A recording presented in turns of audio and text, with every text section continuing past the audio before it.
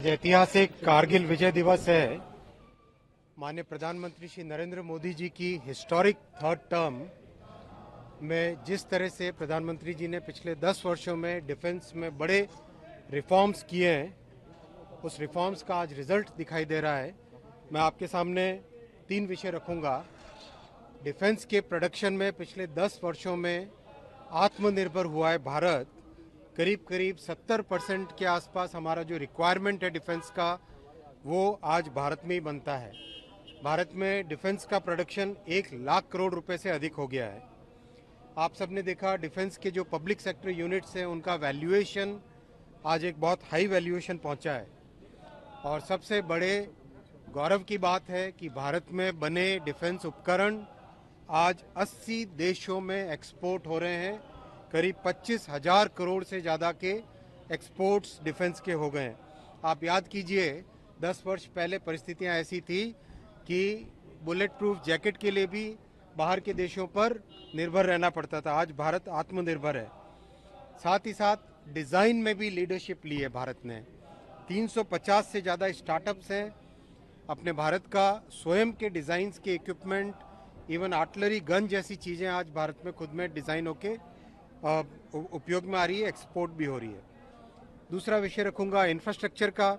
आपकी याद कीजिए कांग्रेस के समय परिस्थिति ऐसी थी कि वहाँ डिफेंस मिनिस्टर बोलते थे कि सड़कें नहीं बनानी चाहिए, ऐसी हालत थी।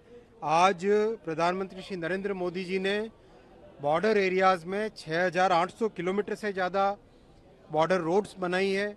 हमारी सेनाओं के लिए, डिफेंस फोर्सेस के लिए अच्छी railway connectivity, telecom connectivity, optical fibre, electricity, हर चीज़ की व्यवस्था की है।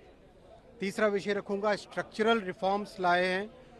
पहला CDS, जो बहुत लंबे समय से डिफेंस एस्टेब्लिशमेंट में एक इंटीग्रेशन के लिए CDS की एक बहुत बड़ी रिक्वायरमेंट थी, वो इस्टेब्लिश किया।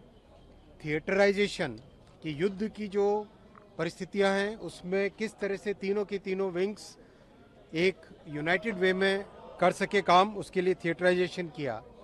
साथियों, अगर हम डिफेंस की बात करें, भारत की रक्षा की सुरक्षा की बात करें, कांग्रेस के समय में केवल स्कैम्स होते थे।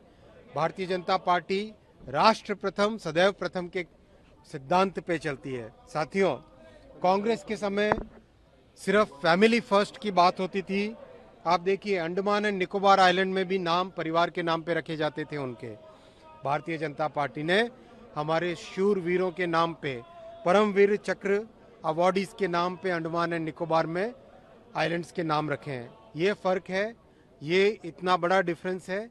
भारत की रक्षा, देश की सुरक्षा और किस तरह से कोई भी बाहर का देश हमको अपने कंट्रोल में न ले पाए, वो आत्मनिर्भरता प्रधानमंत्री श्री नरेंद्र मोदी जी ने 10 वर्षों में की है और इस हिस्टोरिक थर्ड टर्म में इन रिफॉर्म्स को और आगे लिया जाएगा।